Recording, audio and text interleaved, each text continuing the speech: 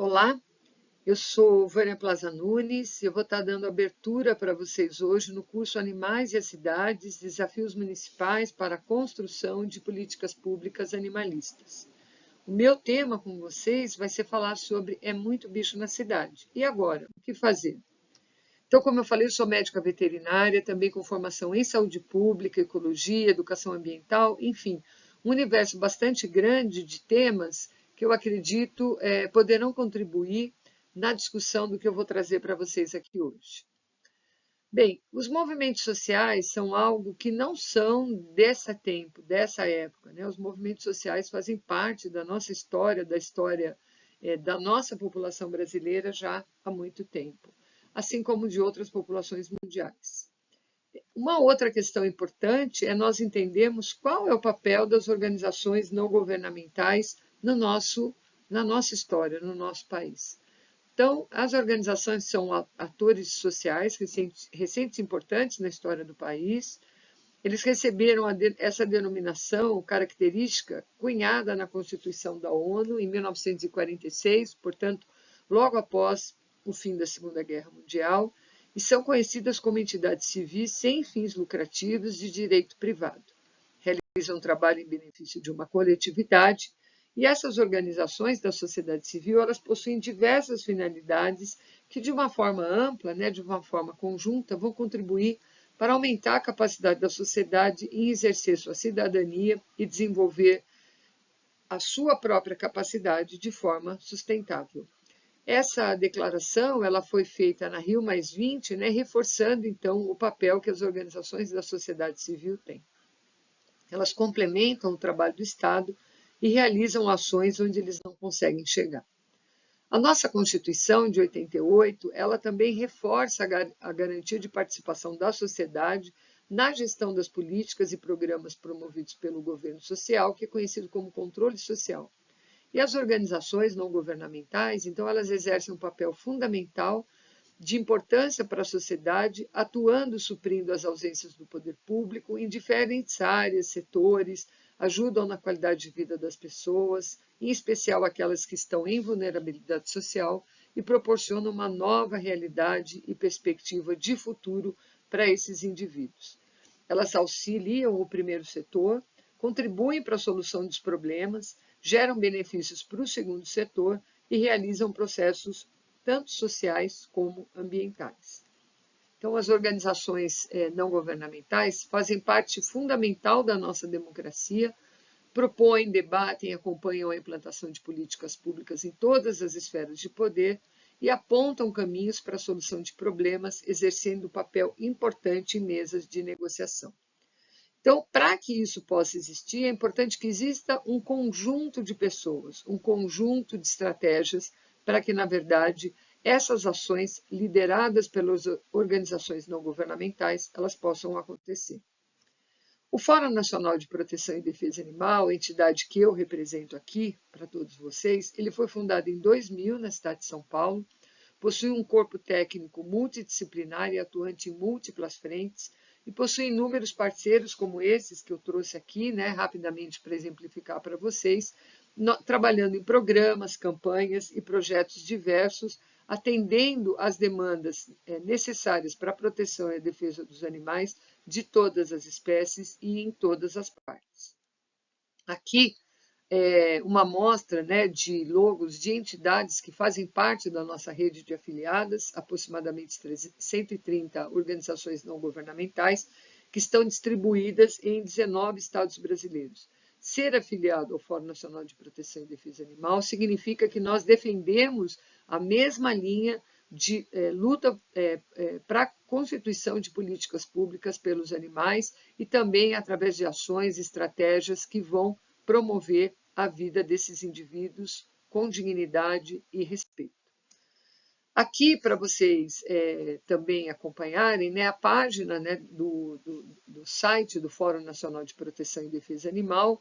mostrando a realização do 7º Seminário de Defesa Animal, que acontece esse ano em Brasília, e que vai ter pautas, né, de apresentação em diferentes áreas ligadas à vida dos animais. Vocês podem parar e pensar assim, mas como a gente, né, como um candidato a prefeito, a vereador, um assessor, né, vai poder pensar na questão, seja ligadas aos cães ou aos gatos, como ele vai estabelecer qual vai ser minha prioridade diante de um cenário tão desafiador, né? Será que, além de todas essas pautas, né, diferentes que a sociedade nos cobra hoje em dia, ainda a gente vai ter tempo para cuidar das pautas ligadas aos animais? E pensar que, quando eu estou falando em animais, eu estou falando em todas as espécies, não importa onde esses animais estejam. Hoje é muito comum a gente perceber que muitos políticos se ligam à questão dos cães e gatos apenas. Mas não é só isso que são considerados animais que são importantes e que fazem parte do nosso guarda-chuva de proteção e da necessidade que tenhamos políticas para esses indivíduos. É um conjunto enorme de espécies que faz parte do nosso dia a dia. Algumas que convivem com nós mais proximamente, outras que convivem de forma mais distante. Então, a gente poderia parar e pensar, né? O que é importante eu saber para eu poder lidar com isso?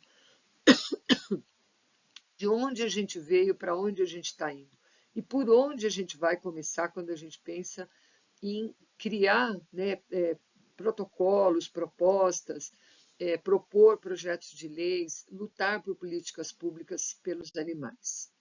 É importante a gente entender que a população urbanizada do mundo ela vem crescendo de forma muito intensa, de forma muito importante. De uma população de 750 milhões de habitantes em 1950, ou seja, há menos de 100 anos, nós, em 2050, 6 anos depois, temos uma perspectiva de 6,7 bilhões de habitantes apenas vivendo em áreas urbanizadas do mundo. Ou seja, o aumento dessa população é de forma exponencial, né? Então, se a gente olhar, a gente vai ter um aumento de 6 bilhões, pelo menos, de pessoas no mundo em apenas 100 anos. Sendo que, a partir de 2008, a gente já tem, claro, né, que mais de 50% da população humana passa a viver em áreas urbanizadas. Quando a gente pensa qual é a distribuição, né, dessa população vivendo nas diferentes regiões do país, a gente percebe que já em 2008,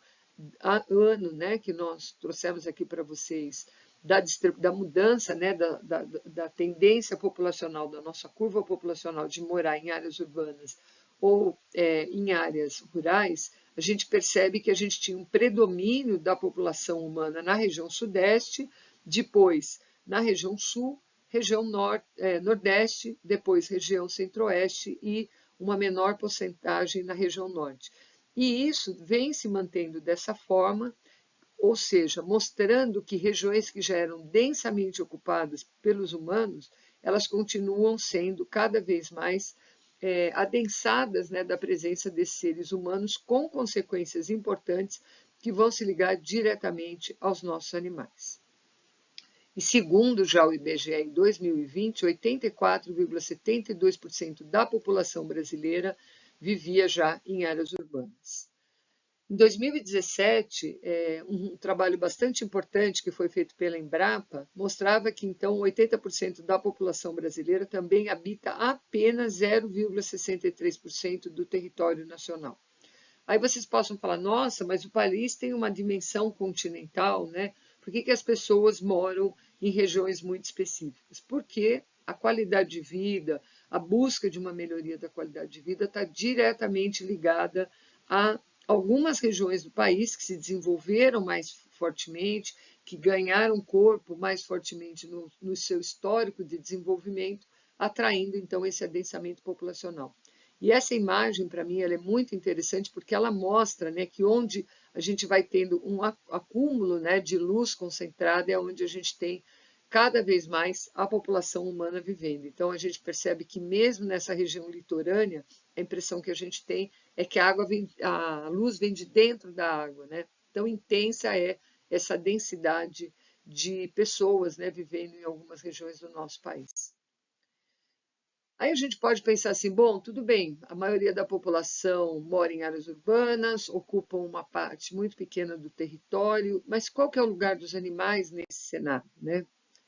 Os animais na cidade, eles passam a ser entendidos em duas categorias bastante importantes, né? Animais domésticos e animais sinantrópicos. Animais sinantrópicos, a gente vai ter uma definição bem importante, né? Que vai mostrar para nós que são aqueles que se adaptaram a viver junto aos humanos, a despeito da vontade desses, então os pombos, as capivaras, gaviões, passeriformes, psitacídeos, gambás, entre outros, e que foram se adaptando a viver nessas áreas urbanas. Já os domésticos são aqueles que os humanos, por vontade própria, né, criam e cuidam com finalidades distintas, como animais de companhia, como os cães, gatos, pássaros, entre outros, animais utilizados para a produção de alimento ou transporte, como galinha, boi, cavalo, porco, entre outros. Claro que essas definições de forma muito simplista, sem que a gente vá entrar em detalhes pela falta de tempo e até porque outras pessoas que vão me suceder aqui vão trazer muitas informações complementares e com muito mais profundidade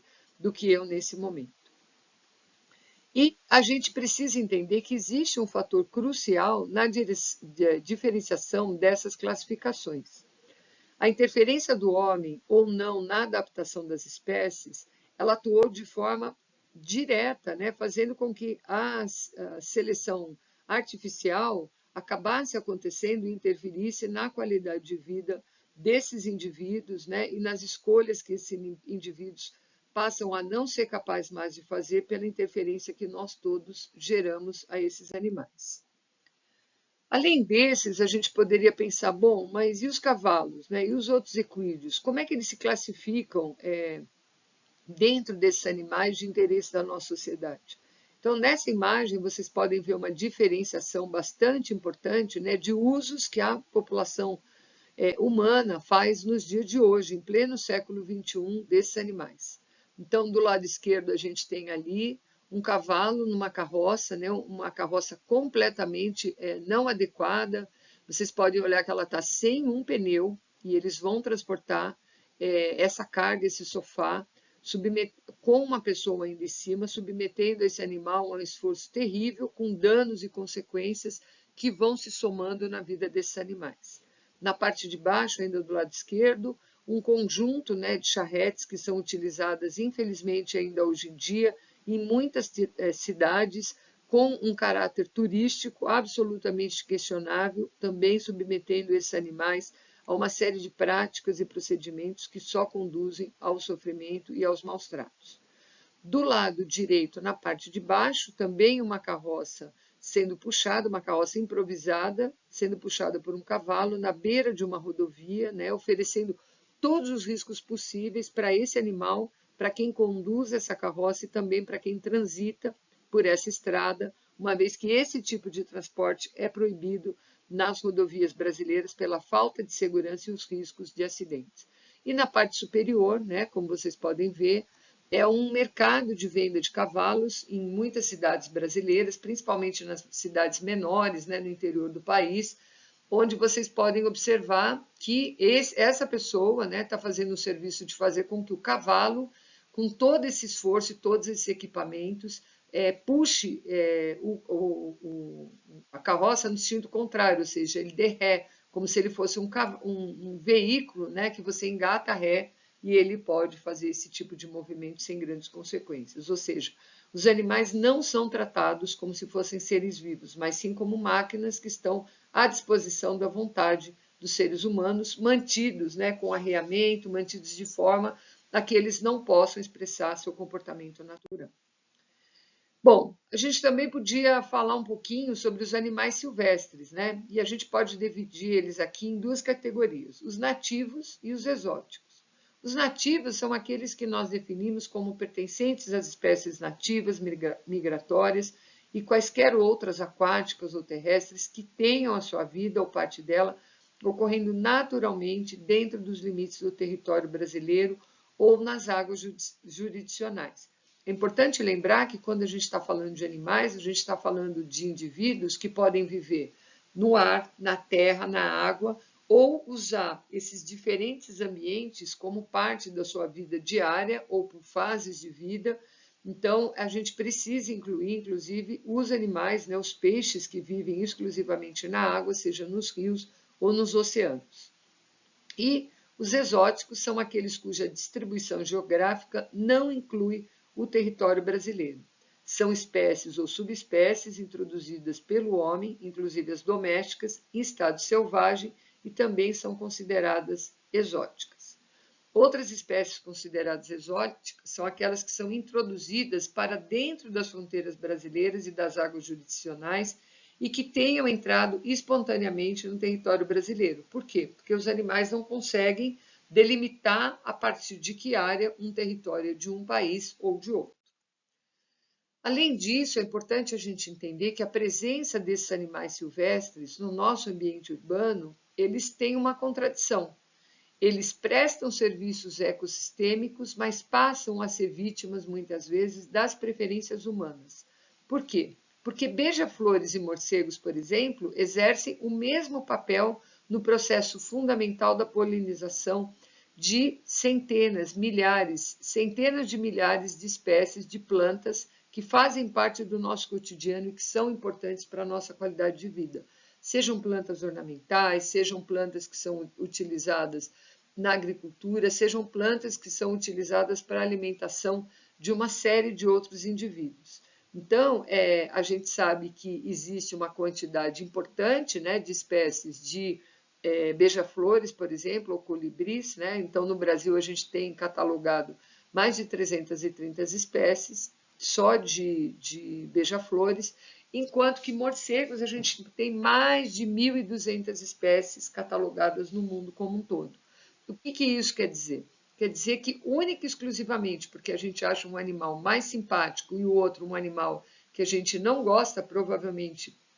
porque a gente atribui, né, o que é importante ou não de acordo com a beleza ou aquilo que nos é mais próprio, e negligencia a importância que esses indivíduos têm da mesma forma num ambiente tão importante, né, que é ligado à nossa qualidade de vida, que é manter os serviços ecossistêmicos acontecendo de forma permanente. Aí vocês podem falar assim, bom, tá bom, a gente já falou sobre a população, como é que ela se distribui, as características das diferentes espécies, as espécies que têm papéis diferentes e que nós, enquanto sociedade, rejeitamos, mas e os cães e os gatos, né, que são as espécies que são as mais relevantes hoje em dia no olhar de muitos políticos? Será que a gente tem coisas ainda para fazer para aprimorar esse reconhecimento e promover a melhoria da qualidade de vida desses animais que vivem dentro dos nossos lares? Então, só para vocês entenderem, isso é muito relevante, por quê? Com dados do IBGE de 2013 e atualizados pelo Instituto PET em 2018, a gente já tinha no Brasil uma estimativa de 54,2 milhões de cães e 23,9% na população de gatos, sendo que se observou fortemente um crescimento de casas que acolhem o gato como animal de estimação, representando 8,1% no aumento dessa população em relação às estimativas anteriores, isso de acordo com o dado do censo de 2010, avaliado em 2013. Pois bem, hoje, dados mais recentes, né, de 2021, também pelo Instituto PET Brasil, mostra que nós temos no Brasil estimados 58,1 milhões de cães e 27,1%, 27,1 milhões de gatos no nosso país. Se a gente pensar que nós temos pouco mais de 210 milhões de habitantes humanos no nosso país, dá para a gente claramente ver que a gente tem praticamente um animal para cada 2,5 habitantes no nosso país. Então, é muito animal de estimação para a gente não pensar que sim, precisamos de políticas públicas para esses indivíduos que convivem dentro das casas, né, intimamente com as famílias brasileiras. Então, são números bastante expressivos. Antigamente, né, se pensava que a eliminação de cães era algo muito importante para o controle populacional, mas nós estamos falando de práticas do século XIX, onde as pessoas recolhiam de forma extremamente cruel cães, principalmente, né, que eram a maioria naquela época de animais. Vocês podem ver imagens que estão representadas,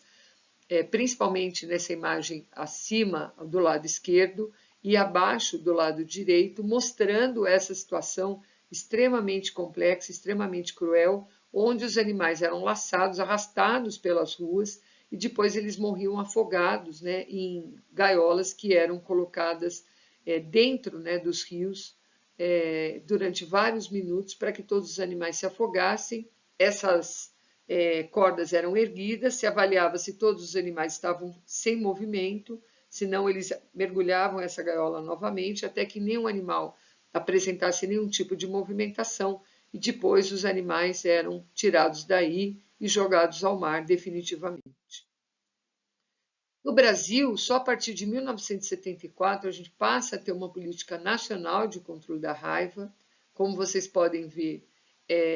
a gente tem fotos antigas, né, dos anos 40, dos anos 50, sobre a forma, né, tão cruel quanto era no século XIX do recolhimento desses animais, mas nós temos uma foto, né, recente aqui do século XXI, onde muitos municípios brasileiros ainda têm essa prática que já é considerada uma prática ilegal, uma prática que afronta com as medidas que protegem e defendem os animais, já garantidas por lei, acontecendo em algumas cidades do país.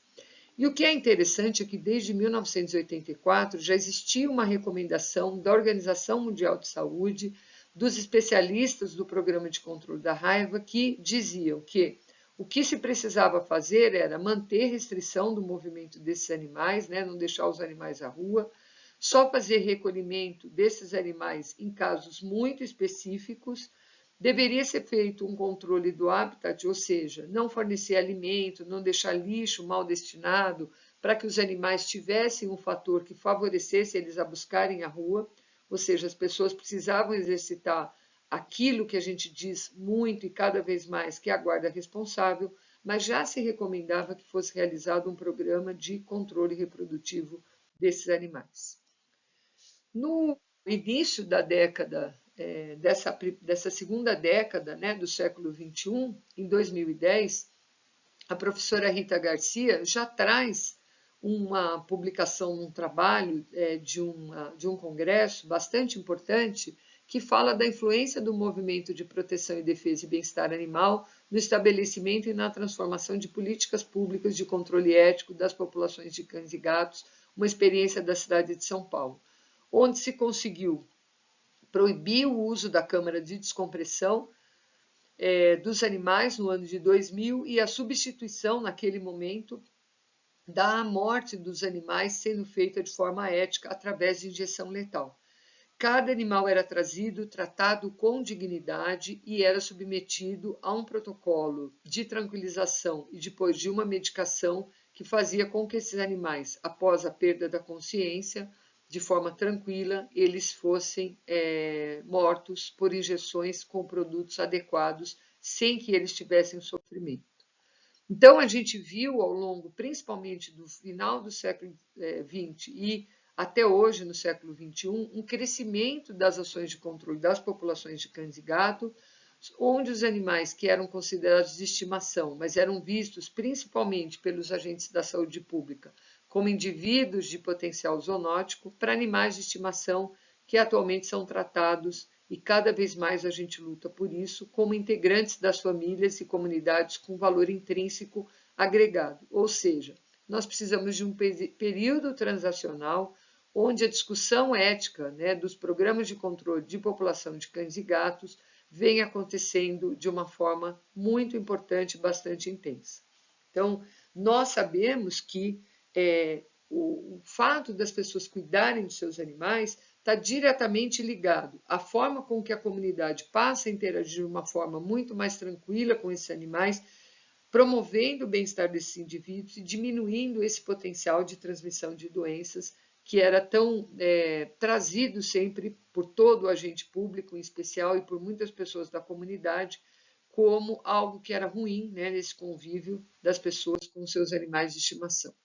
Tudo isso tem um histórico que começa em 1995, num evento na capital paulista, que é o Pet Respect, onde foi apresentado, então, um conjunto de ferramentas para que nós pudéssemos trabalhar uma mudança, né, de uma política pública onde os animais não seriam mais recolhidos e mortos, mas sim passariam a ser tratados dentro de um conjunto de estratégias que nós vamos conversar a seguir e que trazem os animais para um outro lugar na sociedade brasileira. Depois disso, a gente teve, logo em seguida, a realização de muitos eventos no Brasil, que, no final, culminaram com a publicação de vários manuais técnicos, primeiro através do Instituto Pasteur de São Paulo e depois através da Secretaria de Saúde do Estado de São Paulo, criando o programa de controle populacional de cães e gatos. Todos esses materiais, tanto do Instituto Pasteur como o programa do Estado de São Paulo, estão disponíveis para download nas redes sociais, principalmente através do Google. A gente teve, né, também nessa época uma intensificação e uma formação de profissionais para trabalhar nos programas de controle de populações de cães e gatos. Então, por um longo período de 2004 a 2010, a Secretaria de Saúde do Estado de São Paulo desenvolveu uma série de estratégias, né, de capacitação, tanto teórica como prática, para que os médicos veterinários tivessem essas ferramentas disponíveis para cada um no seu município buscar uma transformação nas políticas de controle populacional dessas espécies. Além disso, né, investiu fortemente no estabelecimento de cursos de formação de oficiais de controle animal, que foram feitos todos desde então pelo ITEC, atual IMVC, e até esse momento 46 desses eventos já foram realizados no país como um todo, inclusive fora do Brasil.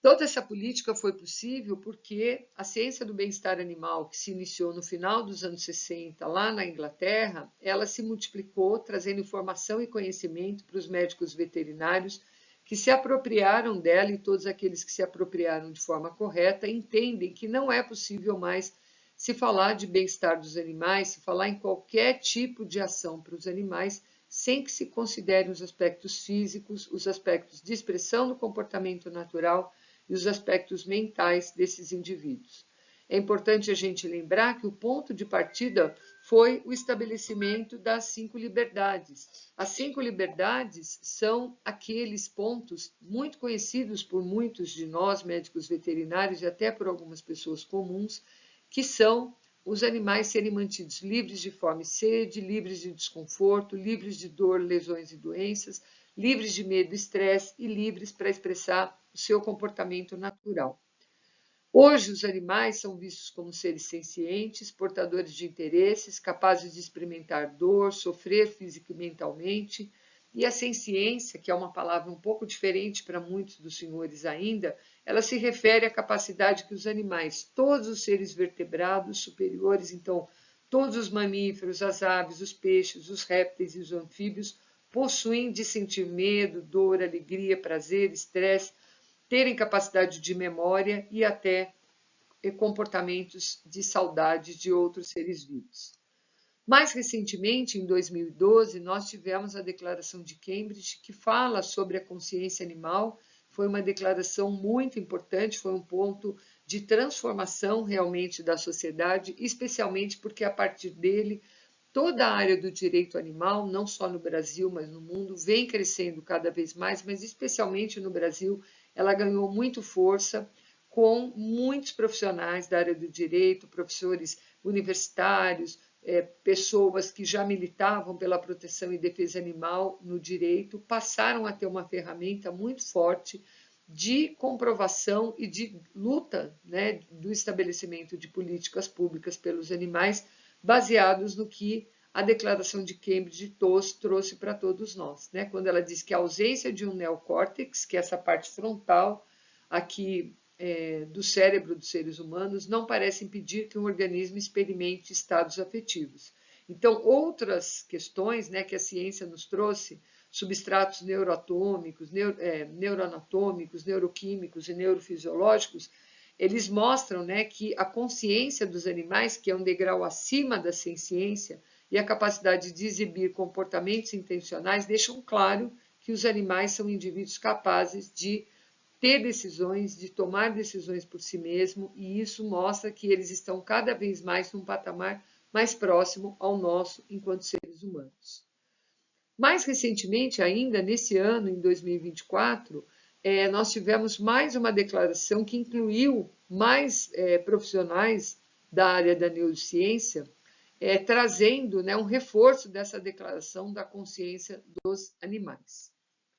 Mais um ponto importante é que já em 2018 já eram indicados mais de 2.500 estudos científicos que mostravam que os animais são seres tão complexos como nós, ainda que não sejamos idênticos. Ou seja,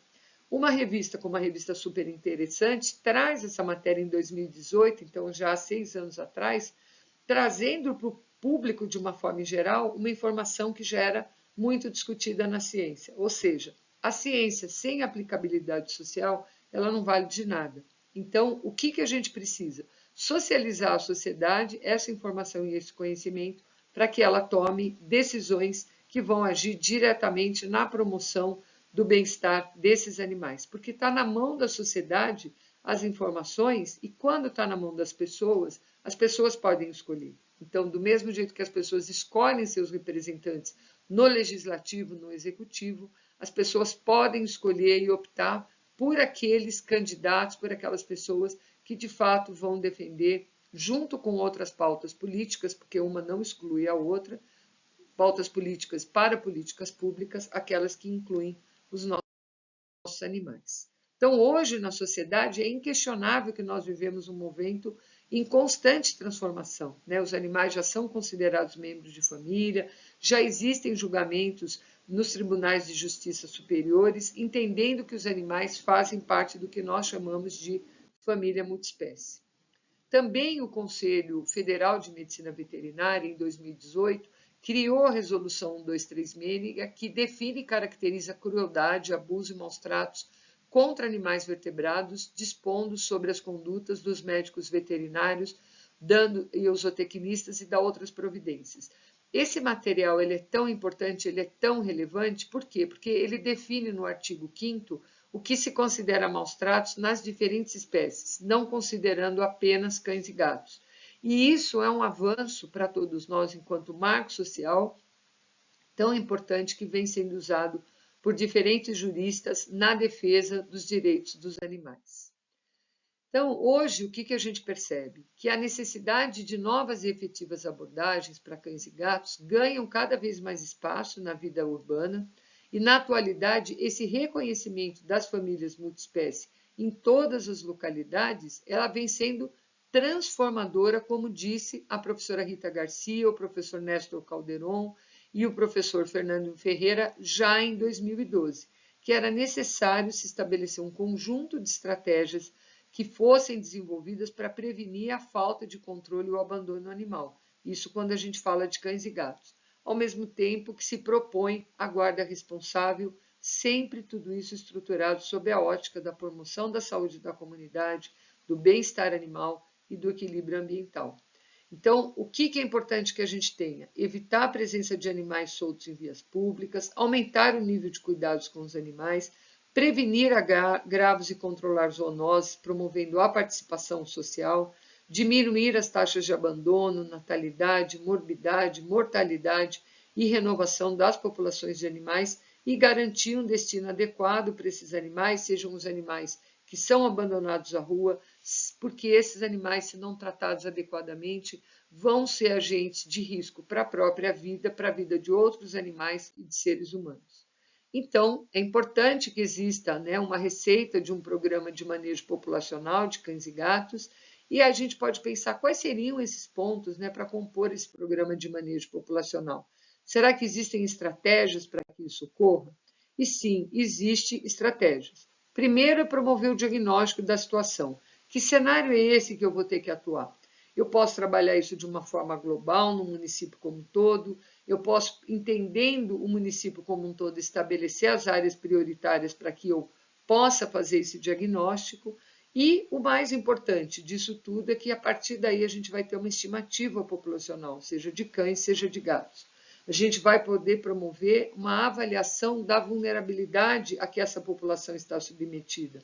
Nós vamos poder pensar atividades relacionadas aos programas de controle populacional que precisam ser desenvolvidas, seja para o controle reprodutivo, registro de identificação, as questões de saúde e bem-estar para esses animais, qual vai ser o destino adequado para esses indivíduos que vivem em situação de vulnerabilidade, pensar em programas de adoção, atividades de educação e promover a capacitação das equipes. Não esquecer da importância do manejo dos animais comunitários, do manejo ambiental, das políticas de combate aos maus-tratos através de leis e normas e promover a restrição do movimento, o controle do comércio dos animais de uma forma geral, promover a vigilância do abandono e o controle das doenças que vai atingir essa população. Ou seja, nós precisamos lembrar que existe um conjunto de estratégias e dentre as estratégias mais importantes, que cada vez mais vem ganhando espaço, naqueles municípios onde essas políticas públicas já estão implantadas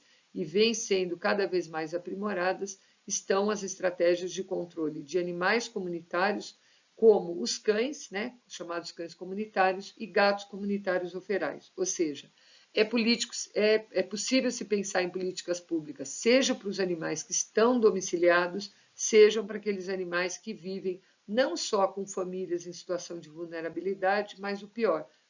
animais que vivem completamente abandonados nas ruas dos municípios brasileiros, né? Então, é importante que a gente promova a substituição de uma população sem controle, potencialmente perigosa, por uma população menor,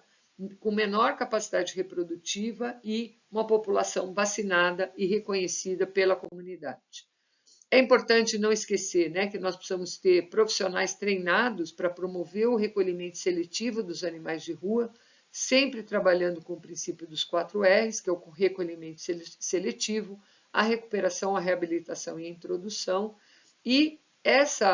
esses princípios, né, eles precisam levar em conta quais vão ser as estratégias que vão fazer com que eu remova esses animais da rua e qual vai ser o encaminhamento que eu vou dar para esses animais. Ou seja, se eu não tiver pessoas capacitadas para realizar essa tarefa de forma correta, eu com certeza vou estar estabelecendo políticas, como a gente chama de enxugar o gelo, ou seja, políticas que não vão resolver. Por isso, ter profissionais que passam por um curso de formação como de oficiais de controle animal, o curso FOCA, é muito importante. Não esquecer que nós precisamos considerar que existam,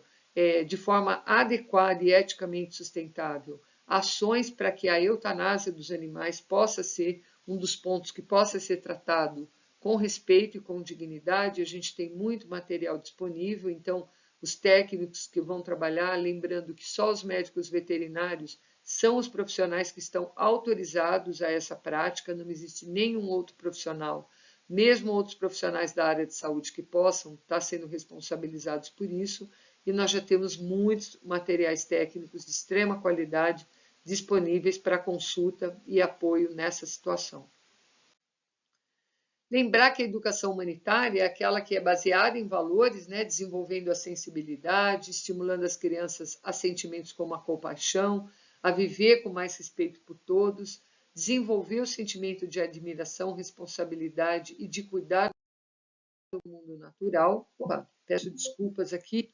que a gente teve um problema. E, acima de tudo, pensar, né, nas legislações que vão ser desenvolvidas pelos senhores, que elas precisam ser realistas, práticas, claras, elas precisam ter características bastante definidas, né, para garantir o cumprimento dessa lei, equilibrar as necessidades de penalidades com atividades educativas, facilitar a fiscalização administrativa e sanitária e não esquecer que as leis precisam ser regulamentadas para que elas possam ser aplicadas. Do ponto de vista dos programas municipais de castração, lembrar que a gente, desde 2017, já tem uma lei federal, né, que garante que as ações possam existir nos municípios, tanto a castração como atividades de educação, mas ela, infelizmente, não previu,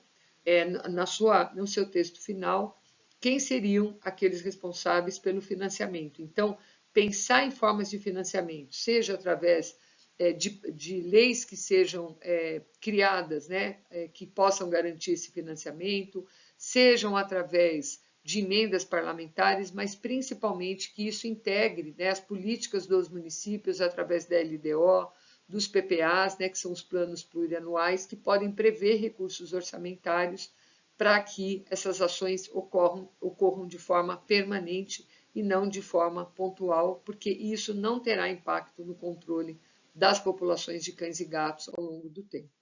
Então, aqui só para finalizar, já reconhecer, né, o trabalho de muitos profissionais que contribuíram ao longo do tempo, né, para que a gente saísse do início dos programas de controle populacional de cães e gatos e fosse tendo cada vez mais materiais mais robustos, materiais mais completos, para que os senhores, né, possam, com as suas assessorias, entenderem melhor dessa prática e lutarem por políticas públicas por esses animais já tão vulneráveis. Aqui o programa Prodevida, que talvez hoje no Brasil seja o programa mais exitoso, foi um programa proposto e é bastante atuante pelo Ministério Público de Minas Gerais. Os senhores estão convidados a conhecer, a procurar por nós no Fórum Nacional de Proteção e Defesa Animal, para que nós possamos aproximar vocês do conhecimento desse programa tão importante que vem acontecendo no estado de Minas Gerais, um estado com mais de 800 municípios e que já tem praticamente um pouco mais de um quarto dos municípios que já estão atuando dentro desse programa com resultados muito importantes. Eu agradeço a atenção de todos vocês, sigo à disposição para qualquer informação através do nosso grupo de trabalho do Fórum Nacional de Proteção e Defesa Animal. Muito obrigada.